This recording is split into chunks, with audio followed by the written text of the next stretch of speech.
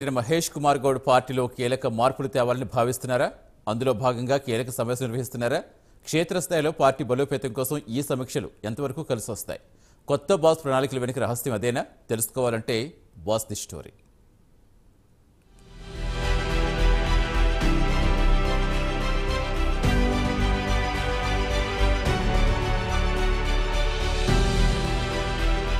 తెలంగాణలో కాంగ్రెస్ ను బలోపేతం చేసే దిశగా పీసీసీ చీఫ్ మహేష్ కుమార్ గౌడ్ అడుగులు వేస్తున్నారు. పీసీసీ సారథిగా బాధ్యతలు తీసుకున్న కొన్ని రోజుల్లోనే జిల్లాల వారీగా సమీక్షా సమావేశాలు నిర్వహిస్తున్నారు. రోజుకు 3 ఉమ్మడి జిల్లాల సమావేశాలు గాంధీ భవన్ వేదికగా నిర్వహిస్తున్నారు. ఈ సమావేశాలకి పీసీసీ చీఫ్ అధ్యక్షతన ఉమ్మడి జిల్లా ఇన్ఛార్జ్ మంత్రి, జిల్లా పరిధిలోని ఎమ్మెల్యేలు, ఎంపీ, ఎమ్మెల్సీలు, మాజీ ఎమ్మెల్యేలు, మాజీ ఎంపీలు, ఇతర ప్రజా ప్రతినిధులు హాజరవుతున్నారు.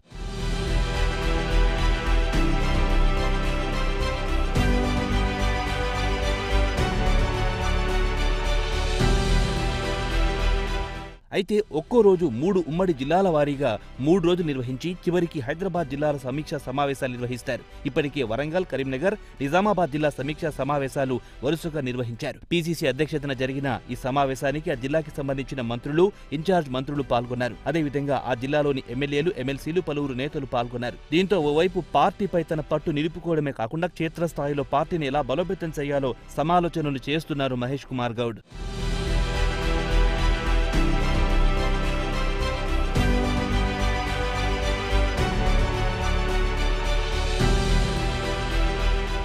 ఆదివారం సమీక్షా సమావేశాలకు విరామమిచ్చారు. సోమవారం ఆదిలాబాద్, ఖమ్మం, మెదక్ జిల్లాల సమావేశాలు జరగనున్నాయి. మరుసటి రోజు మహబూబ్ నగర్, నల్గొండ, రంగారెడ్డి జిల్లా నేతలతో సమావేశం అనంతరం హైదరాబాద్ జిల్లా సమీక్షా సమావేశం నిర్వహించనున్నారు. జిల్లాల వారీగా పార్టీని పటిష్టం చేస్తూనే ప్రభుత్వ పథకాలను ప్రజల్లోకి తీసుకెళ్లేందుకు పీసీసీ కార్యవర్గ నేతలకి దిశానిర్దేశం చేస్తున్నారు. ఈ జిల్లాల సమావేశంలో క్షేత్రస్థాయిలో పార్టీ పరిస్థితి ఎలా ఉందో తెలుసుకుంటున్నారు. వాటితో పాటుగానే పాత కొత్త నేతలతో సమన్వయం చేస్తున్నారు. క్షేత్రస్థాయిలో పరిస్థితి సైతం నయాబాస్కి తెలవనున్నాయి. సమావేశాల్లో వచ్చిన అవుట్పుట్ ని చూసి స్థానిక సంస్థల ఎన్నికలకు పార్టీని బలోపేతం చేయడం కోసం కొందరికి బాధ్యతలు అప్పగించేలా త్వరలోనే కార్యాచరణ సిద్ధం చేయనున్నట్లుగా సమాచారం.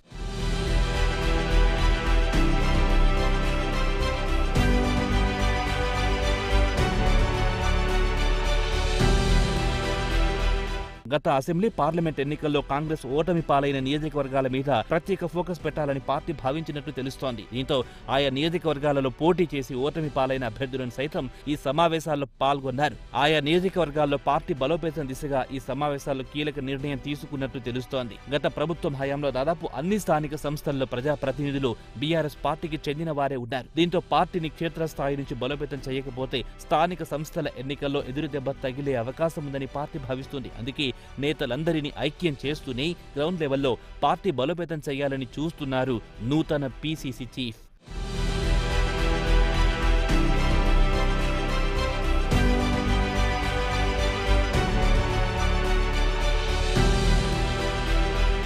ముఖ్యంగా కాంగ్రెస్ బలహీనంగా ఉన్న జిల్లాలు హైదరాబాద్, రంగారెడ్డి, మెదక్ జిల్లాలతో పాటు ఉత్తర తెలంగాణ జిల్లాలో ప్రధానంగా దృష్టి కేంద్రీకరించనున్నారు.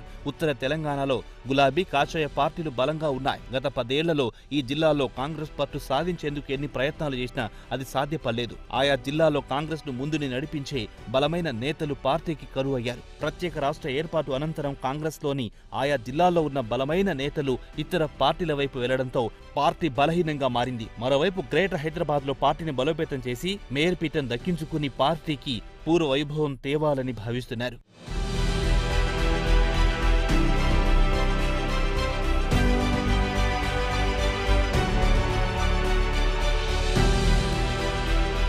అంతేకాకుండా ఉమ్మడి జిల్లాల సమీక్షా సమావేశంలో కీలక పరిణామాలు కూడా చోటు చేసుకున్నాయి. ఐఏఎస్, ఐపీఎస్ అధికారులు తమ మాట వినడం లేదని పీసీసీ చీఫ్ మహేష్ కుమార్ గౌడ్ కి ఎమ్మెల్యేలు ఫిర్యాదు చేశారని తెలుస్తుంది. దీంతో జిల్లా ఇన్ఛార్జ్ మంత్రులకు వెంటనే ఆ సమస్యలు పరిష్కరించాలని పీసీసీ చీఫ్ మహేష్ కుమార్ గౌడ్ సూచించారంట. జిల్లాల సమీక్షలో పీసీసీ చీఫ్ మహేష్ కుమార్ గౌడ్ కీలక ఆదేశాలు సైతం జారీ చేశారంట. స్థానిక సంస్థల ఎన్నికల్లో మెరుగైన ఫలితాలు రాకుంటే అసెంబ్లీ ఎన్నికల్లో టికెట్లు ఇవ్వమని తేల్చి చెప్పారంట. కొత్త పాత నాయకులతో కలిసి పనిచేయాలని సూచించారంట. పదవులొచ్చిన వాళ్లు ఓ మెట్టు దిగి ప్రవర్తించాలని చెప్పారంట. ప్రజల చెంతకు ప్రభుత్వం చేస్తున్న పథకాల ప్రచారం వెళ్లడం లేదని, ఇప్పుడు వాటిని క్షేత్రస్థాయిలో తీసుకెళ్లాలని ఆదేశాలు జారీ చేశారంట.